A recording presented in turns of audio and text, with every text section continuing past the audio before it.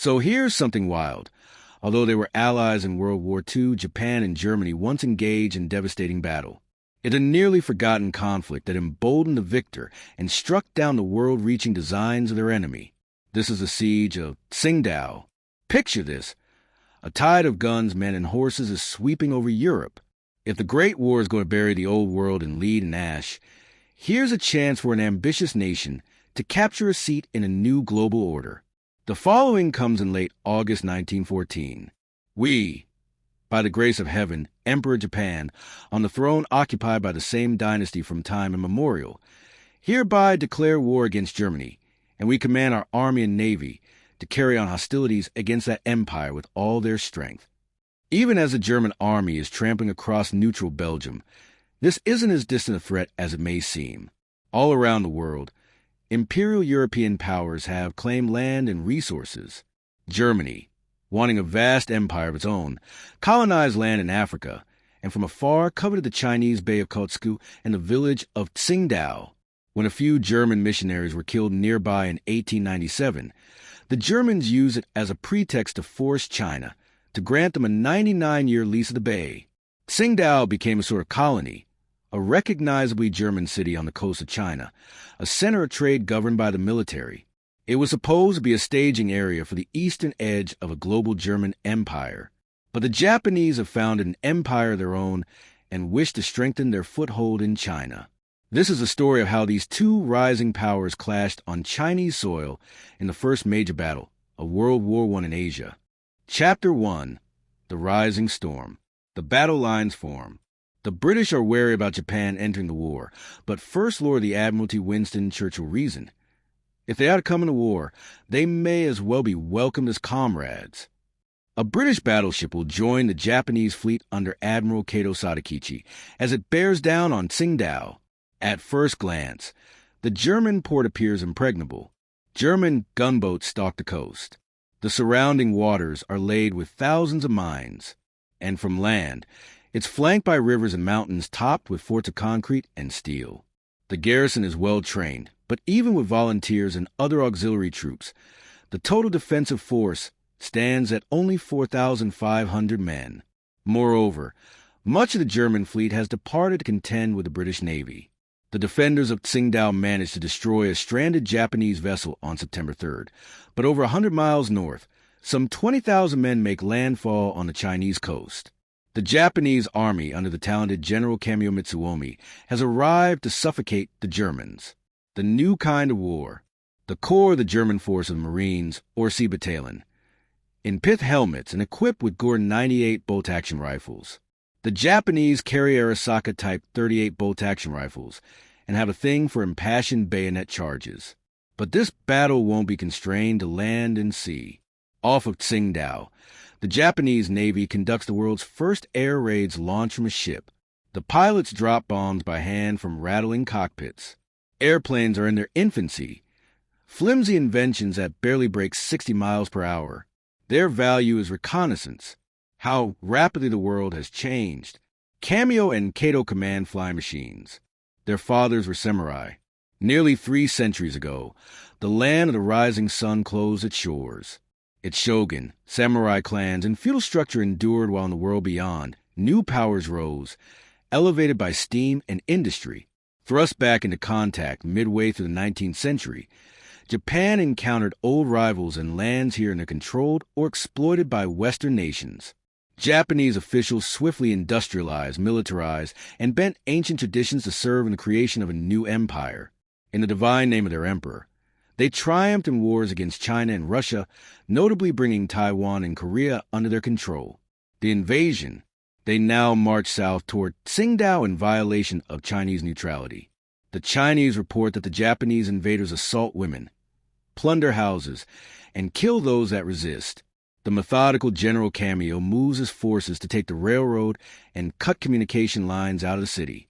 Meanwhile, thousands more Japanese arrive with large guns at Laoshan Bay. In the interest of supervision and alliance, the British will land 1,500 troops, men of the South Wales borders, and later an Indian Sikh regiment. To bolster their defenses, the Germans have cleared villages and barred their Chinese laborers from evacuating. The The defenders now await the onslaught. The value of the poor side. Kaiser Wilhelm II absolutely despises the Japanese.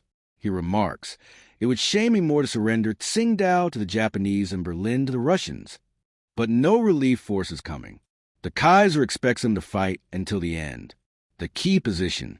The clouded hills of Tsingtao provide defense, but they conceal a vulnerability.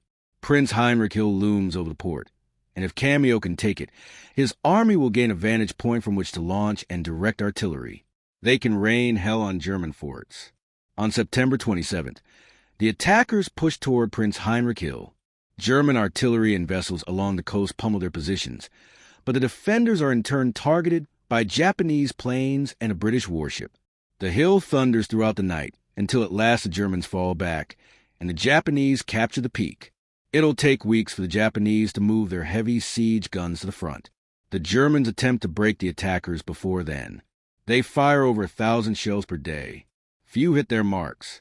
The Germans then launch a night attack on October 5th, only to be cut down in droves by the Japanese. Around 2 weeks later, a German boat slips through a line of the blockade and confronts the Takachiho, a Japanese cruiser carrying over 100 mines. The Germans fire 2 torpedoes into it, and the ship explodes and sinks, taking nearly 300 souls with it. Only 3 of the crew survive. Chapter 2. The Final Assault. The Air War. Despite the small victory, the Germans can't break the blockade, and they're outmatched in the air. They possess a single plane, a bird-shaped Taube, piloted by Lieutenant Gunther Pluschow. The Japanese planes harass his recon missions, and he fended them off with a firearm. Pluschow later claims to have downed a Japanese plane after firing 30 pistol shots, potentially one of the earliest aerial victories in history, but there's no record of any Japanese plane lost.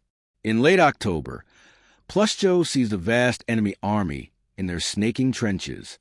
The Allies have landed around 50,000 men, and among the hills, they finally moved 150 pieces of artillery into position. The bombardment. At first light on October 31st, the birthday of the Emperor, it said that the thunder of the great guns broke suddenly upon that stillness which only dawn knows, and their discharges flashed redly on the darkling slopes.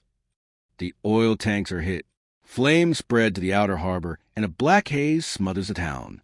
The shelling is relentless by day, and when darkness comes, the Japanese shoot shrapnel to keep the Germans pinned, unable to make repairs or oppose the Japanese advance. The defenders' ammunition runs low in the days following. Their barbed wire defenses are breached, their forts surrounded. Amidst the damp cold of November, the Japanese begin their final assault. An observer relates, "With bayonets in front of them gleaming in the glow of the morning sun, the attacking force charged up the slopes. The Japanese were mowed down by the machine guns, but on they came from all sides, 17,000 men against 3,800. The German garrison could not hold out. Victory and consequences. White flags strike overhead, and the Japanese cheer Banzai. The cratered hills are littered with the dead. Hundreds have fallen, and the surviving defenders are taken to Japan as prisoners of war. The Japanese find that the Germans have attempted to leave them little of value in Tsingtao. The defenders broke their own guns, scuttled their ships, and even destroyed money in the bank. This is nevertheless a mighty victory for the Emperor, called a Mikado by Westerners. An American journalist from Green Bay, Wisconsin, departs the conquered city.